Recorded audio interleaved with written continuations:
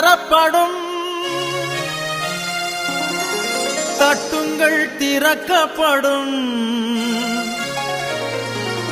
தேடுங்கள் கிடைக்கும் என்றார். இயேசு தேடுங்கள் கிடைக்கும் என்றார்.